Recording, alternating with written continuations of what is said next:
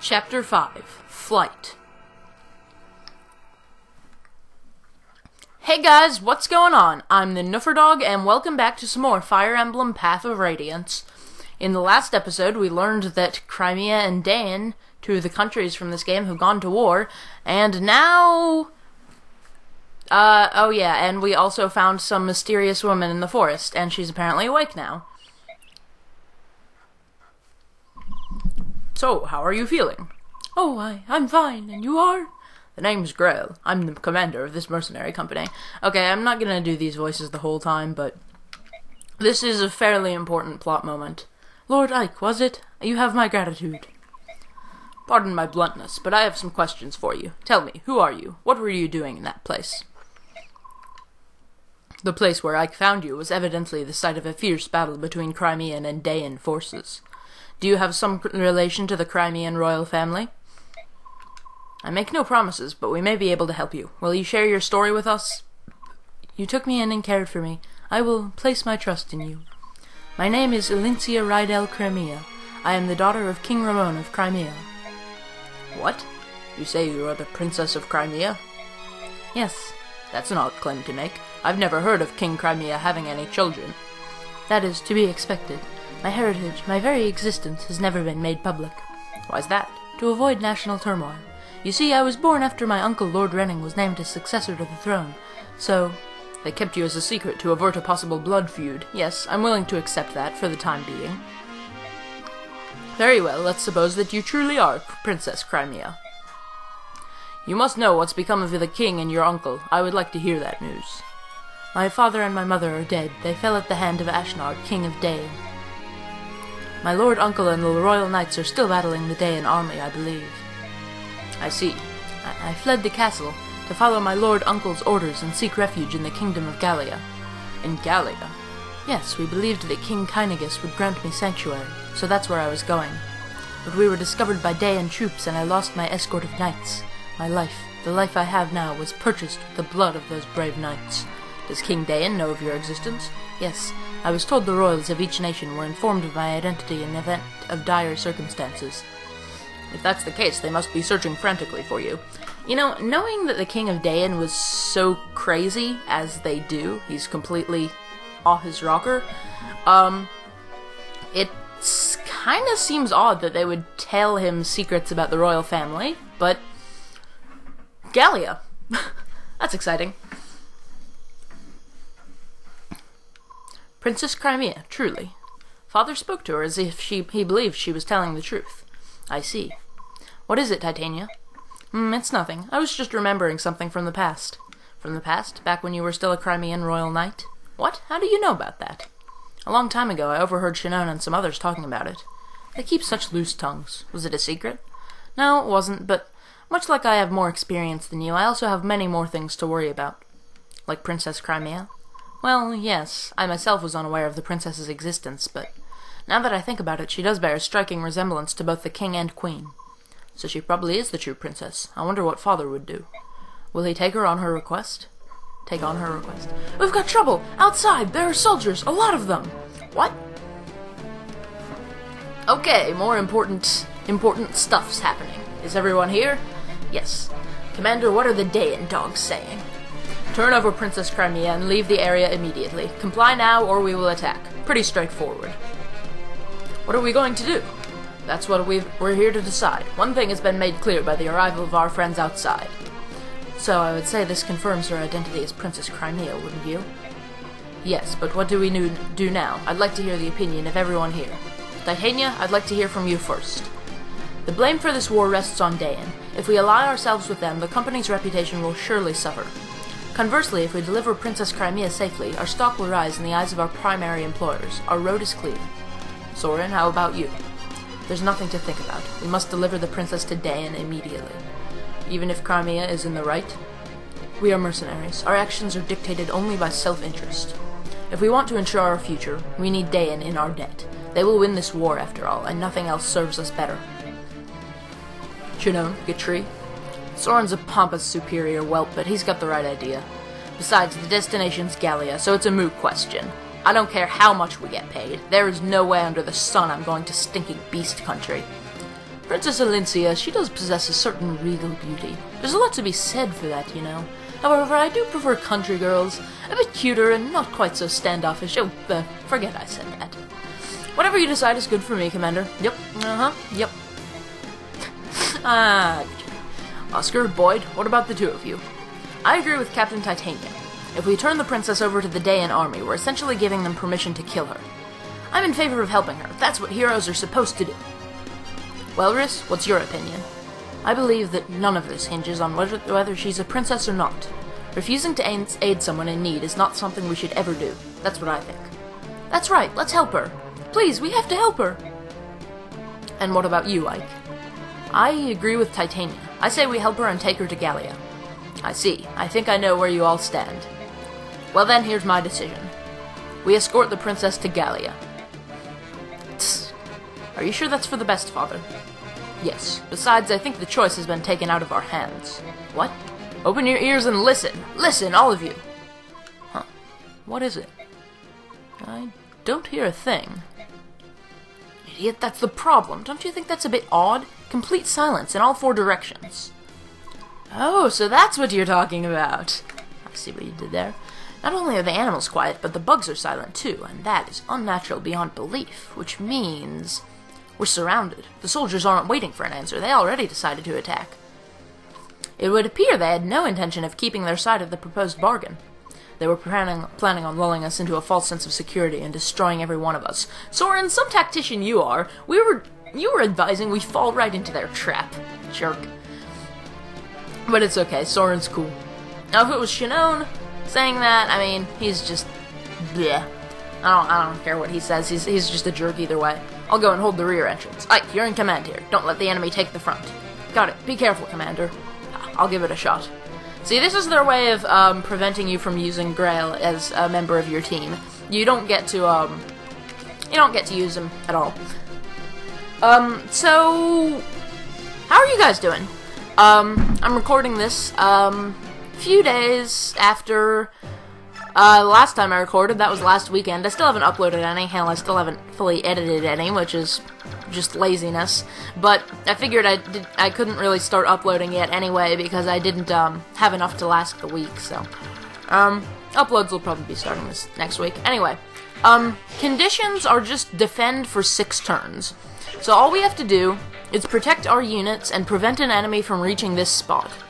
No enemies come from this side, because I guess that's being protected by Grail.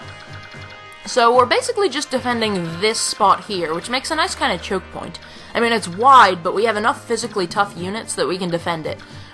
Between Oscar, Boyd, Gatri, Ike, and Titania if we need to use her. As well as Soren being pretty good at dodging, just because he's a pre-promote and has high stats. So repositioning, I think I'm going to put Gatri at the front, and then Oscar will go here, Titania will go here. Can't move Ike, so I'm just going to put Shinon there. Doesn't really matter, seeing as they're not going to move very far, so we can pretty much put whoever we like, wherever we like, on this first turn to defend against these different enemies here. So some of these units down here, like the boss and his little entourage, they don't actually move. If you want to like get this Ashura icon off the boss, you can come down here with a strong unit like Titania and kill him, or this guy's Iron Blade, that could be handy. But you don't have to. The objective is just defend for 6 turns. Ashura icon, by the way, is, increases your luck, because Ashura is the goddess worshipped on this game world. And an Iron Blade is like a heavier, more powerful version of a sword. So we got a couple mounted knights, but it's mostly just soldiers with spears and a few archers. And over here, there's a fighter. Alright. I say we save and start the battle. So I'm recording this on about 9 o'clock on a Friday morning. You might be asking yourself, well, but Nuffer, if you're a high school student, what are you doing recording on a Friday morning? Well, I have off from school. Was I going to use the Speedwing on Boyd? I don't remember who I was going to use that on, if anyone. Boyd could probably use it, in all honesty. What's his speed? 7. And she's got 14. She doesn't really count. She's pre-promoted. 8, 5, 13, 8. I usually like to use these items to supplement people who have whose stats are kind of low. So I'm just gonna give it to Boyd. Why not? Oscar will go here with his lance. I don't know why he even has a sword. He can't use it. And Ike will put in here. I guess we'll give him the steel sword, even though it might potentially be slower. Put these two guys back here so they can counterattack ranged attacks. And Titania can do that as well, and Riss will keep out of harm's way. Yeah, there was supposed to be a chance of snow today, and then apparently it started sleeting somewhere over the rainbow, I suppose. I'm not really... it's not doing anything here, so it's kind of funny, but, you know, I'll take an opportunity to record alone wherever I can get one, because this means my mom is off at work, and my brother likes to sleep in late. He'll be gone pretty soon anyway. He's going to a study abroad program. But anyway, he's 2 floors above me, so he can't hear what I do anyway. So it doesn't really matter if I record when he's here, but I do feel like my commentary suffers if I record when my mom's around.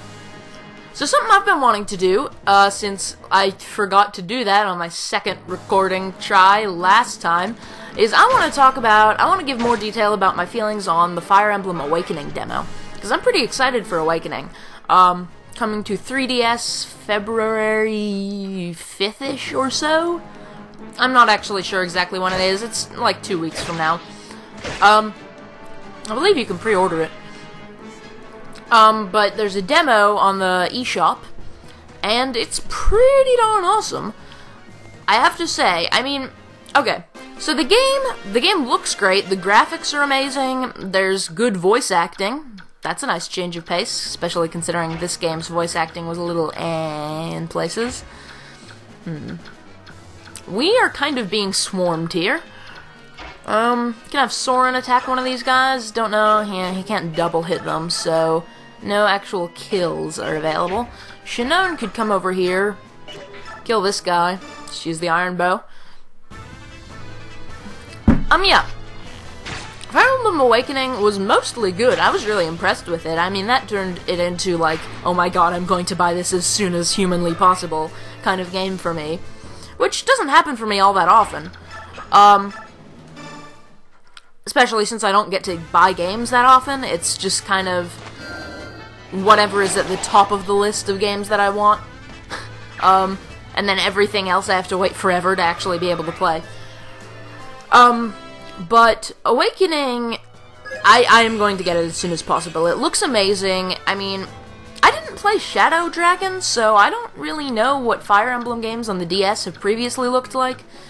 But my guess is not as good as this. We're in a little bit of a pickle here with these guys not being in range of a healer, but we can have Titania replace one of them. Let's see about these guys. This guy's coming in, he's got a hammer, so we don't want Gatri to get killed by him, but, I mean, he won't anyway, but hammers are effective against armored knights. I'm surprised Gatri is able to double hit an archer. Usually archers are pretty fast. So the Awakening demo, for all its awesome looks, and it, you know, it's got good voice acting, it seems like it'll have a great story. Usually Fire Emblem games do. And I really love the customization, the fact that the player is their own character again. Because in one of the GBA games, the one that was just called Fire Emblem in its Western release, because it was the first Fire Emblem to be released in the West, in that game, I'm just gonna kill this. I can't double hit him, so probably the soldier is actually a bigger threat. In that game, the player was their own character. You got to name your guy, and he was just like a little tactician guy that followed the characters around. But he didn't really do anything. He didn't have any plot significance. And, yeah, let's get out Titania and kill one of these guys. Yeah, he didn't have any plot significance. He couldn't fight. So he was just kind of there, but not really doing anything as sort of a plot excuse for why you're getting to command all these units. But in Awakening, you are actually a character with, like, plot significance, I think. And, let's see, let's just move Ike up here. Steel sword he can't double hit. With the iron sword he can, so he'll do more damage overall. And you get to, you can actually fight. Your character in Awakening can use both swords and tomes, which is pretty cool, because you can, you know, choose to be more of a magic-y guy or more of a, melee guy. You get to choose, like, one stat that you're better at and one stat that you're worse at, which, I don't know, I would kind of like it if there was a little more customization than one asset and one flaw, but, you know, I'll take what I can get. It's still pretty awesome that it's there at all. What was the next thing I was gonna say? Oh yeah, there were a few things with the gameplay that I was a little iffy about.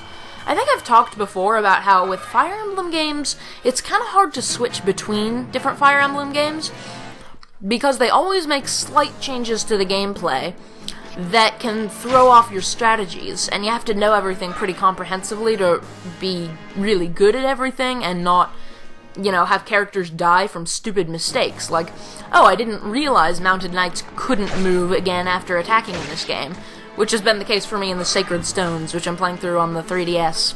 Got it as one of the Ambassador games. I don't think Chris is going to die, but that's a little sketchy right there. Okay, took off half his HP, but luckily Riss isn't so slow that the archer could double hit him.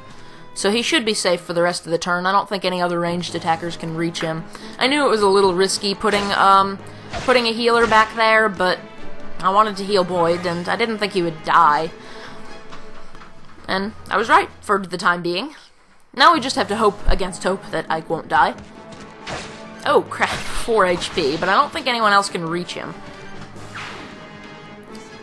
Anyway, yeah, I'm playing through the Sacred Stones, and I realized these little changes in gameplay, like, oh, in the Sacred Stones there's dark magic, and so the trinity of magic is between light, dark, and anima magic, not the different types of anima magic, the thunder... Oh, crap, someone else can get Ike. Please miss, please miss. Well, that was stupid. That's a game over if Ike dies, because he's the main character. It's an instant game over. So, it's time for a fast forward! After you get to hear this music, which I don't hear very often, it's a pretty good song.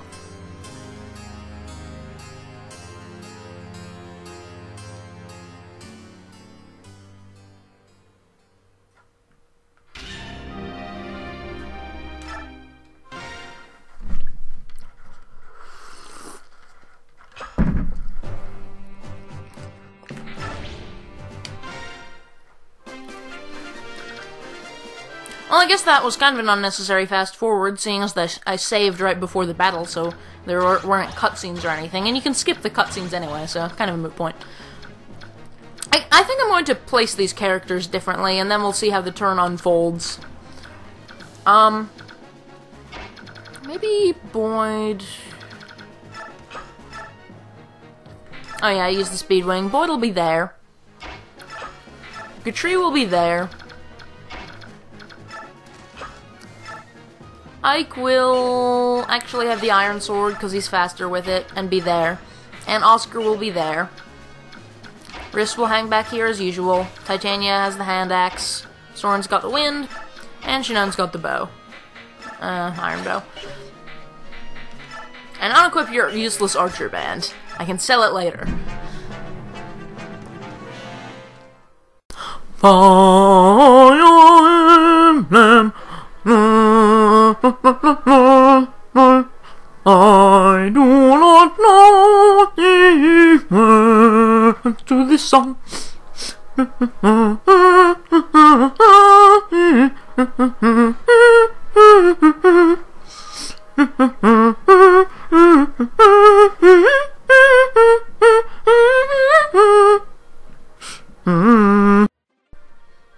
Alright guys, so we're kind of restarting from this spot right here.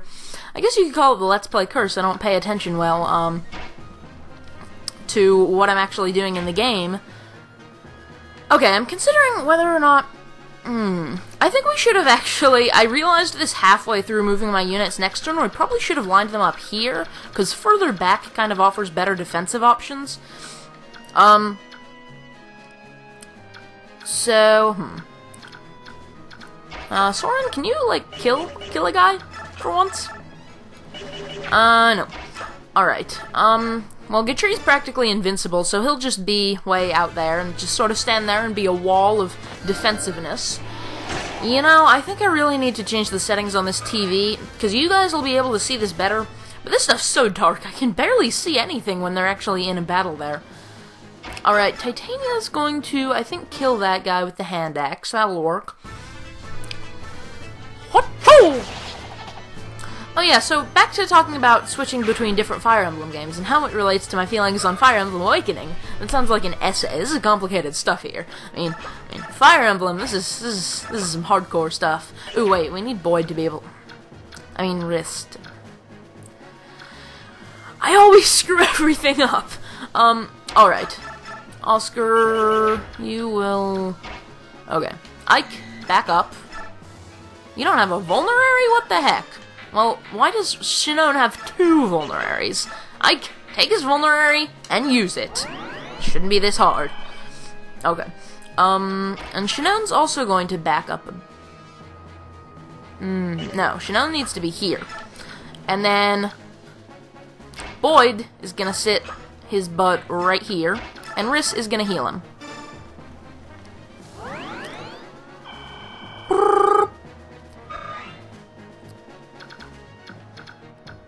And now Oscar is gonna 1, 2, 3, 4. Yeah, movement range is not gonna be an issue here. He's gonna kill this, or not kill, but he's gonna hurt this archer, methinks. And then he'll back up, and Gatree will just be standing out sort of in the open there with his massive defensive bulk. And hopefully these guys won't, like, kill Soren or Riss or anything like that. No one who's exposed out in the open has too low health, so hopefully we'll be good this time around, and Gatree will attack this guy. And then just stand there. So yeah, there are little differences in things like how mounted units work, how magic works, how being able to double hit enemies works, that make it difficult to switch between different Fire Emblem games and still be good at them, if you know what I mean. And with Awakening, I noticed, see, this is the game that I'm most used to, because this is the game that I played as a kid, and this is the game that I'm doing an LP of. I've played through it the most times, and so I'm used to how the game mechanics work in Path of Radiance and Radiant Dawn. I'm not really used to how they work in, like, the GBA games and the older games. Shadow Dragon, I haven't even played that one. I want to, but I don't know. I think Awakening is a bigger priority here, and I can't get like one game now and then get another game when Awakening comes. I don't know. Regardless, those little things make it kind of annoying when I switch to a different game that's one I'm not used to, because like I expect things to work how they work in this game, and then they don't, and I just get thrown off. So, in Awakening, there were a few moments like that, where I was like, oh, mounted units can't move again after attacking. Well, that sucks, seeing as how they nerfed everyone in this game. Because that was the thing with Awakening that I actually don't really mind too much, is they nerfed the individual characters a great deal. Like, even the pre-promote guy, they're not all that powerful. And they did that, I think, because they improved the support system a lot. Because in those previous games, support wasn't all that fleshed out. You get little, bonuses to your stats if you stand near a character who you have a support relationship thing going with. But, it wasn't a huge boost, and you managed to get through the game okay if you don't pay too much attention to it. I know, because I tend not to pay that much attention to it, and I still get through the games okay. Like, you'll see that in this game. I'll make use of the support system somewhat, but I'm not really that great at managing it, and I don't think it makes all that big of a difference.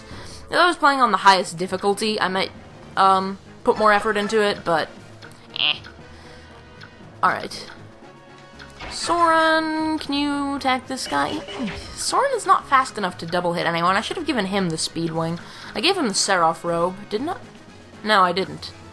Who has the Seraph robe? She has the Seraph robe. Use the Seraph robe! Soren! Grr. There we go. Now he has lots of HP, although it doesn't actually fill up with actual HPs. Alright. What was I saying? My train of thought gets messed up. This is why I'm bad at this whole LPing thing. Oscar's gonna come back here and attack this guy, and then go back again. Yeah, I noticed in Awakening, like, maybe it's just because the mounted unit you had in Awakening was a Great Knight, which is not a class that exists in this game. It's like a, it's a unit with heavy armor like a Knight or General, but mounted on horseback. So they don't have as much movement range as a Paladin, but they have, the defenses of a General, or more like the defenses of a General, I guess.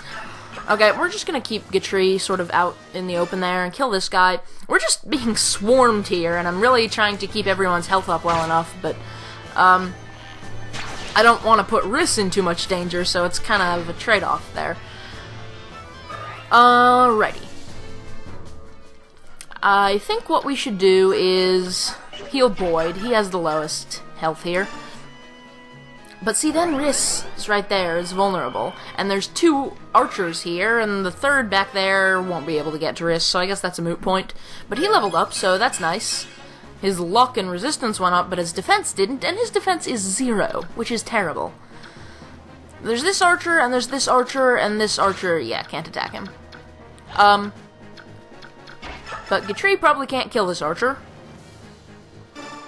I don't want to move Ike up, because then he'll be in a lot of danger. Boyd, maybe.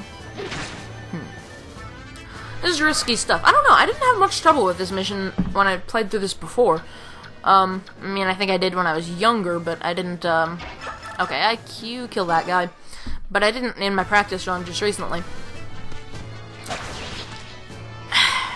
So I keep getting off track, trying to talk about the Awakening demo. The Mounted Knight was a Great Knight, which is a class that as far as I know, was only in Sacred Stones. Maybe it was in some other games, but it's not in this one or Radiant Dawn, which are the ones that I know the best, as I've said.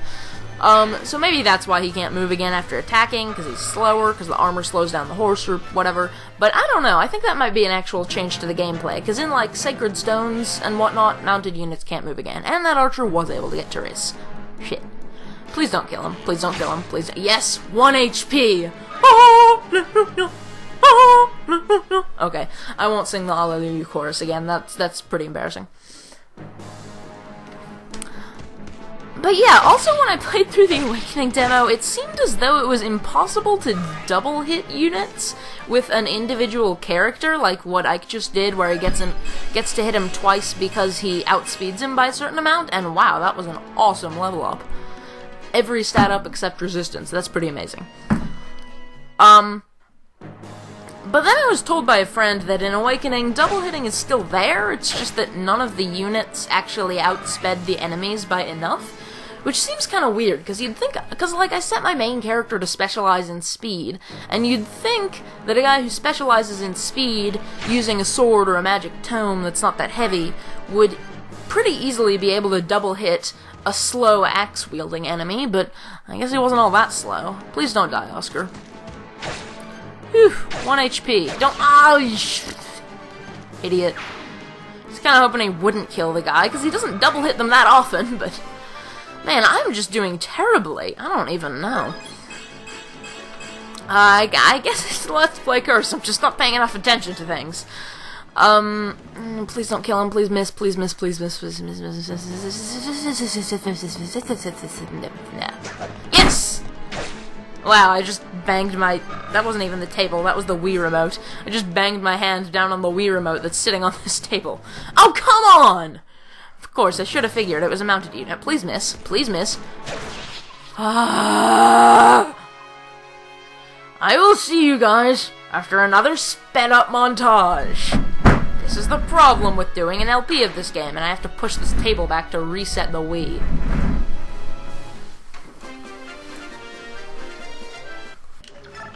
Okay, this time around I'm putting these units further back a row. This is a bit more defensively sound, I think. And I'm just gonna leave Gatri where he is, and put Ike up here, and Oscar out there, and the tree there, and there's Shinon, and there's Soren, and there's Titania, and there we are, we're good. Speed up again! Fire Emblem. I do not know the words to this song.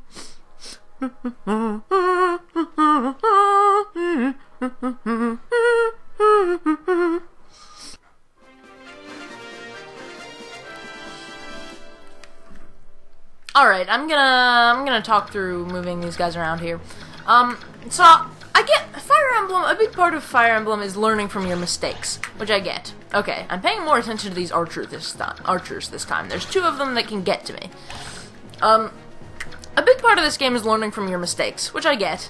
But that doesn't change the fact that I kind of don't really like losing progress, which seems kind of funny because I mean, I really like Fire Emblem, and was that a critical? That was a critical. Thank you, Titania, for that unnecessary critical. I mean, it's odd that I like Fire Emblem games so much, because they do frustrate me, probably way more often than they actually should. So I'm thinking a better strategy here, rather than starting further forward, which was stupid to begin with, and then having to try to move back while still healing my units and protecting Riss. A better strategy would be to start further back, and then we can move forward, and thus prevent archers from getting to Riss, while still... you can double hit that guy, might as well. While still, having our defensive stuffs remain intact. So yeah, in Fire Emblem Awakening, I was thrown off by a few of those little gameplay changes. Let's see, who needs healing the most? Boy, I would say it's Ike. Ike just doesn't have that much HP at this point in the game. I may have given him the Seraph Robe, in my practice run. I don't know.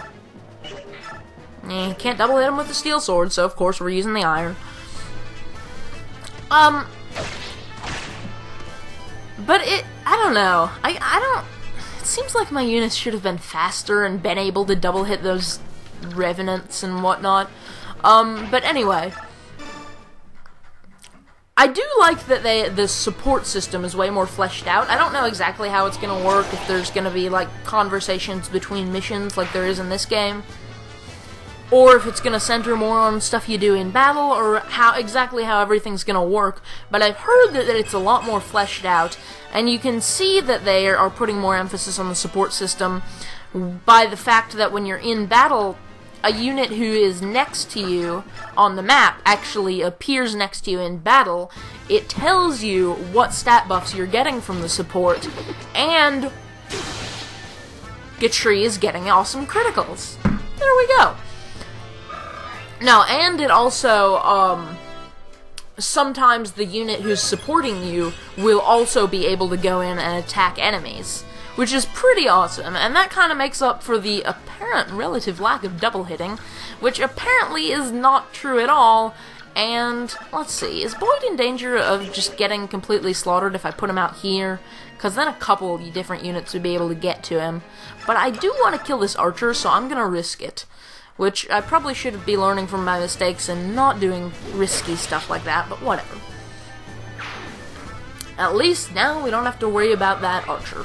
So one less archer to worry about is a good thing. Oh, come on, only HP up. I guess that happened before. Because as you can see, if you lose and have to reset, or, you know, if a character dies and you have to reset because you're doing a no-death run like me, and then you, level up a character again who leveled up before you reset, you can see they have the same stat increases. So that shows how that kind of shows how the fixed level up system works. And adds, I guess, somewhat... Whoa! That was a critical. Cool. Didn't quite kill the guy, though. He doesn't have a lot of attack power with that iron sword. I should probably just be using the Regal sword, but I don't want to waste the condition on it too much, because it's really good. But it's not... It doesn't last forever. But I guess if I'm having trouble on a mission like this, I probably should be using it, because that'll make Ike really strong, even early in the game. But, anyway, I just keep losing my train of thought, so I think I'm going to stop trying to talk about the Fire Emblem Awakening demo, because this is just screwing me up, apparently. But, yeah, that's basically my thought. Looks great, sounds great, you know, aesthetically it's awesome. There were a few things that kind of threw me off with the gameplay because they were different, but I think if I get used to them, they should still make for some really good gameplay mechanics. It looks like an awesome game overall. I will be buying it. And I'm a sucker for customization. I don't know if I've mentioned that. I love games where you can customize yourself a lot. Now, you don't get to customize your character's appearance in the demo, but there seems to be a lot of options there. You can...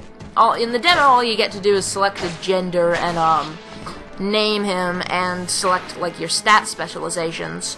But in the full game, you can change your appearance, and there's several options. You can, you know, change your hair color and, all your build and that type of stuff, I think. Alright. Can Soren actually kill someone this time? He doesn't do quite enough damage on this guy, but he can kill this guy. Of course he gets a double hit on the one that he doesn't need it on. Darn it, Soren. And Soren is pretty good later on, but I feel like mages are a little bit underpowered in this game.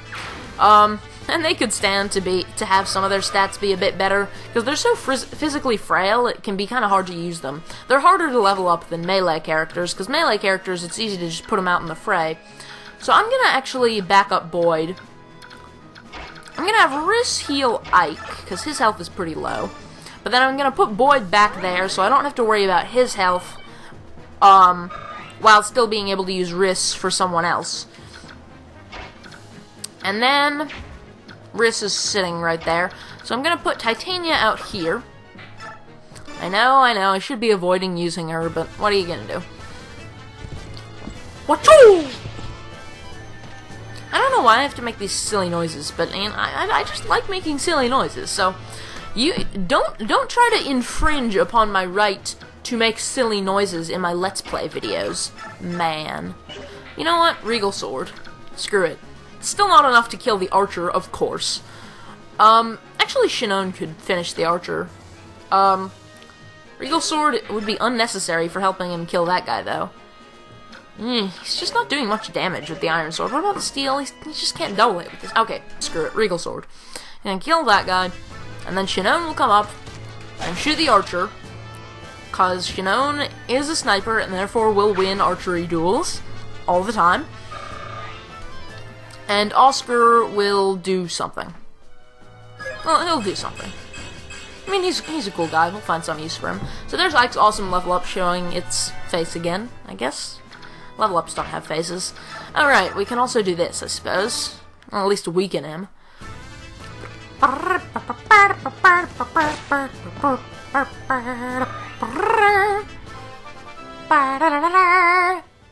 Good job, Oscar. You leveled up.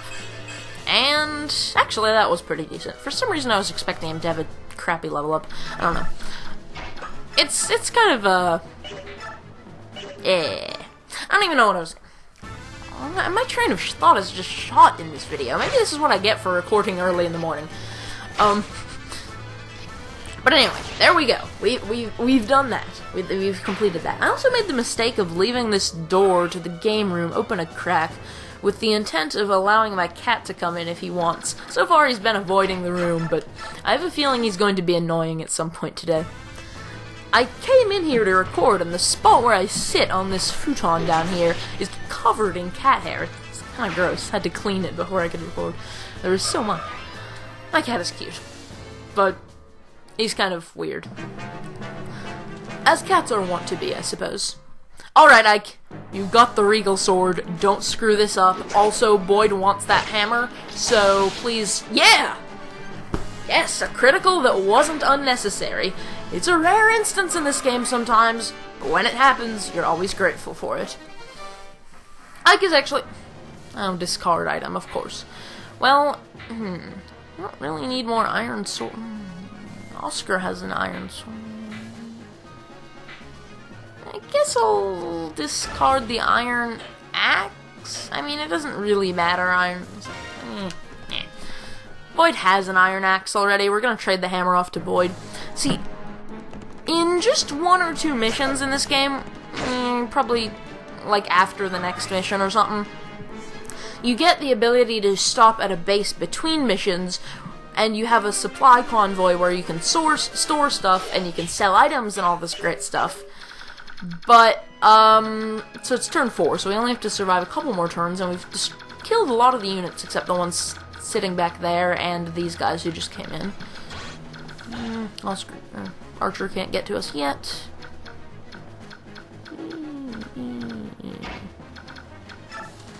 I think Soren can use the EXP here.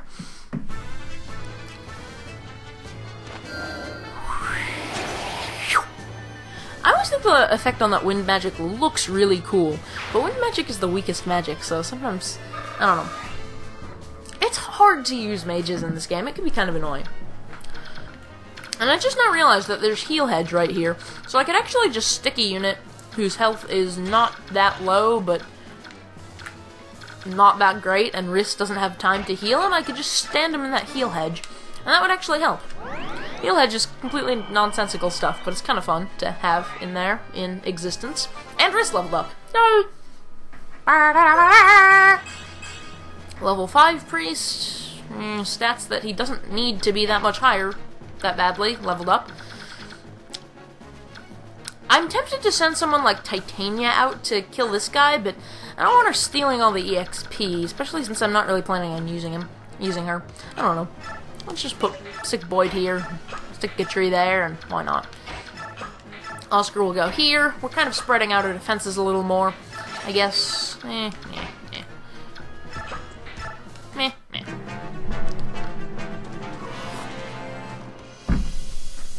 Because if we send Titania down there, she won't actually be in any danger.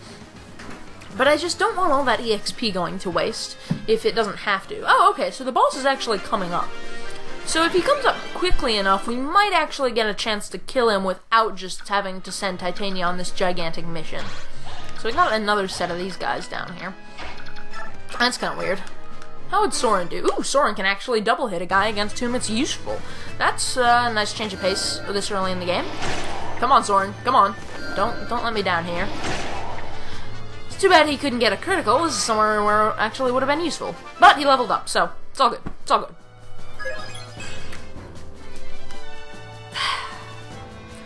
God freaking damn it, Soren. Okay. In all seriousness, speed is quite a useful stat for him.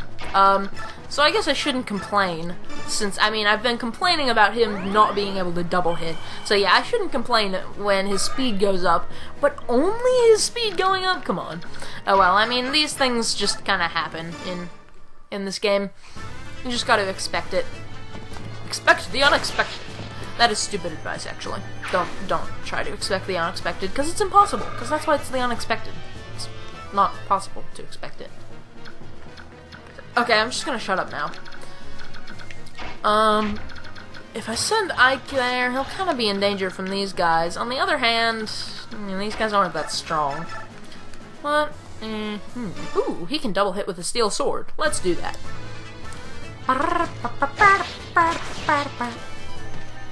Good job, Ike. That's one less archer for us to worry about, which is always a good thing, because the archers in this mission are annoying. It's funny, because a lot of the time, enemy archers aren't all that threatening, except when you have flying units who are ridiculously weak to them. Like earlier, we saw Marcia, the Pegasus Knight. She just gets destroyed by one arrow. Alright, so we're gonna do that, and I guess none of these guys have range. Oh, that guy has a javelin, actually. So we'll put Shinon back here with a bow, and Titania will stand here with a hand axe, because why not? She still has the Seraph robe. God damn it. I keep forgetting these things. Okay, that guy's gonna shoot at Ike, figures. But is he going to hit? Ike's pretty good at dodging, but earlier in the game it doesn't show quite as much. I mean, Ike will become, like, the best character ever, but he takes some time. Once he is, like, you know, level 15 or so, we'll start to see him being awesome. But the Regal Sword helps a lot as well early in the game. But don't want to use it up on a mission like this just to waste all the conditions, so I try to use it sparingly. Okay, Javelin guy is going to attack Shinon, which is really kind of stupid, because Shinon is obviously way better at range than he is. I mean, Shinon's a pre-promote, so what are you gonna do? But, kind of funny. I mean, I don't know what it is with the AI in this game, it's just like programmed to be super aggressive. So, they always attack even if it's a suicide mission, except in certain cases where they can go back and use a vulnerary. But almost always. I mean, if their health is already low from a previous battle that they survived, they'll sometimes go back and heal. They'll run away, they'll use a vulnerary, that type of thing. And later on we'll also see the enemies having priests that they will heal with. But, if their health is not already lowered, if they're at full health, they will attack people who can destroy them completely, like Titania, and that was an unnecessary critical. Like, thank you very much for that. But, I mean, they just go on these suicide missions. When I was younger and didn't know better than to use pre-promotes at the beginning of the game because they'll suck up all your EXP, I used Titania all the time, which resulted in my other characters being underleveled. Yeah, B skill already, nice. And me not thinking Ike is that good of a character when he's actually really good. Okay, Shinon will shoot that guy. But, I would always just put Titania out in some dangerous place and watch the enemies just run up to her, attack, and get slaughtered. They would always miss or do no damage, maybe one or two if they were lucky. And then they'd just get destroyed completely. And actually, I should probably not be putting Boyd out there. I should probably be putting the guy with the better defenses out there. Ooh. Double hit. Guaranteed kill on this guy, because 100% accuracy, 14 damage, 2 hits. Even if he had 28 HP, it would be a guaranteed kill. Pretty nice. I mean, even if I'm not going to use Gatry, he's been pretty useful. I mean, early in the game, you don't really have a choice in what units you use. But if you're like me and you're doing this no death run thing, you will accumulate so many units. Okay, I'm gonna just send out Titania to do this. Oops, not the hand axe, it's the steel axe. Yeah, see, guaranteed kill with a 1/3 chance of her maybe taking 4 damage. Cause if you that was a nice, fittingly epic critical there. Okay. Apparently these guys are going to up their aggression even further. But, I mean, a lot of times when I played through this level, I end up not killing the boss because he just doesn't get to us in time. So I figured I'd just get the Ashura icon by going out there and taking him out. Alright. Take out that guy. Soren. I wish he did more damage, but wind is kind of his specialty. You get, like, 4 mage characters in this game, but they generally tend to have a specialty in regards to wind, fire, or lightning. And actually, the second one is coming pretty soon. And she specializes in lightning, which is the most powerful type of magic, and she comes with a higher level tome, so that's pretty cool. So, yeah. I think that's 2 missions from now. Yeah, I think it's mission 7. Anyway. There's not really too much left to survive. This is turn 6, so we just have to survive the enemy phase of this turn. Do I want to try putting Riss out there? That guy's a javelin, so I'm not gonna risk it.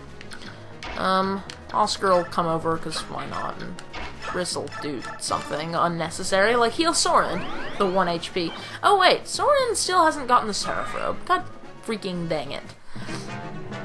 Oh well, I think we're gonna have to wait like 2 missions now because we don't have Titania in the next mission. Something along those lines. I don't know exactly.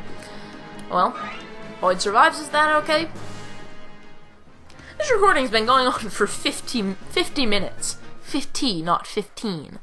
I did not expect this to take this long. I don't know why I was having so much trouble with this mission. I think it's just because I was trying to talk about Fire Emblem Awakening and, like, being thrown off with my strategies because of difference in Fire Emblem games and all this stuff. And it was just screwing me up so much trying to talk about this stuff. It's the Let's Play curse, really. If I just talk about what is happening now and what my strategies are looking like and Boyd getting awesome unnecessary criticals, then maybe I'll be able to do better. But I don't want that to become too boring either. I noticed in my earlier episodes of this series, I was kind of worrying about my commentary because I was doing a lot of, like, tutorial speak.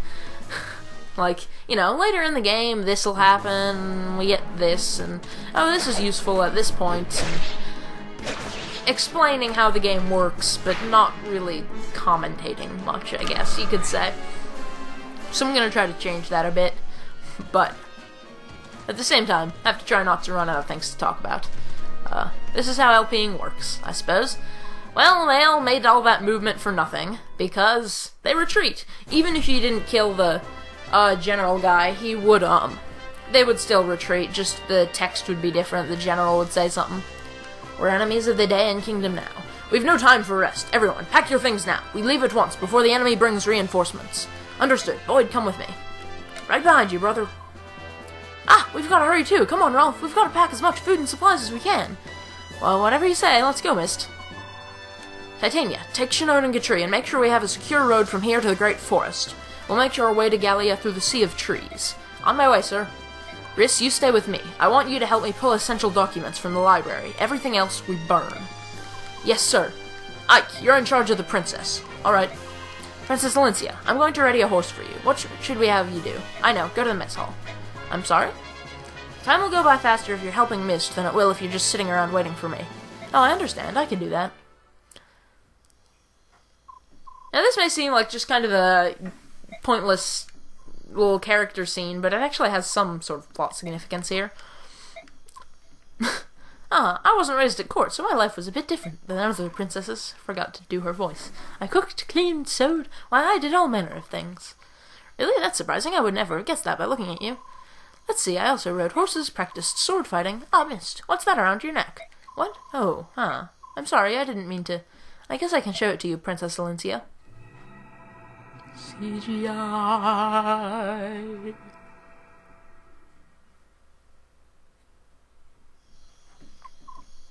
Oh, it's lovely. That's an incredible medallion, isn't it? I wonder what that light is.